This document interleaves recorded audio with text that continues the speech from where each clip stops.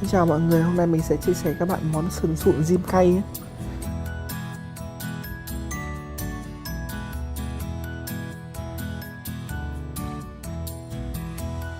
Bước đầu tiên là mình tiến hành ninh qua phần sườn sụn này để cho nó mềm. Ở đây mình sử dụng 500g phần sườn sụn nhé. Thêm 1 lít nước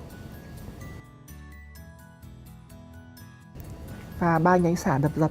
Bây giờ mình sẽ ninh trong vòng 3 đến 40 phút để cho cái phần sườn sụn nó mềm ra. Các bạn lưu ý là nhớ hớt bọt khi mà nước nó gần sôi để mình hạn chế cho cái phần bẩn này nó bám vào sườn. Sau khi phần sườn sụn của mình đã được ninh xong thì bắt đầu mình đem đi rửa sạch. Bây giờ mình sẽ tiến hành làm phần sốt nhé. Mình cho 20g hành băm, 20g tỏi băm, 10g ớt băm.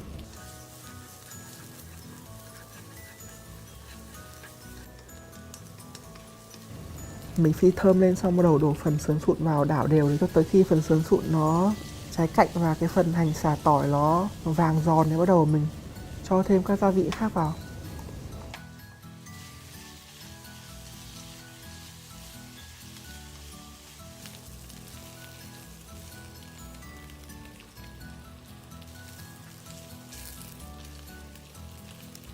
Bây giờ mình cho 2 thìa canh đường, 2 thìa canh giấm,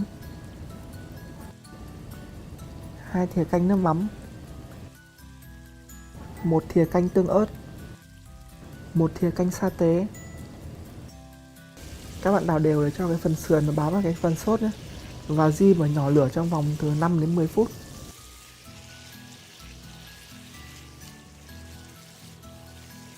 Sau khi sườn đã ngấm gia vị thì bắt đầu mình tiến hành cho thêm 2 nhánh sả đập dập vào, 2g lá chanh thái sợi, 5g vừng rang. Mình đảo đều cho các nguyên liệu nó hòa quyện lại với nhau thì bắt đầu mình bắc ra.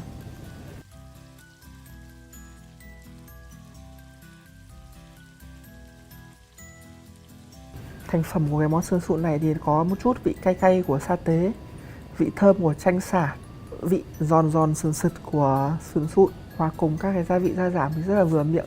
Hy vọng qua sự chia sẻ của mình thì các bạn có thể làm thành công cái món sườn sụn rim cay này nhé. Chúc các bạn thành công.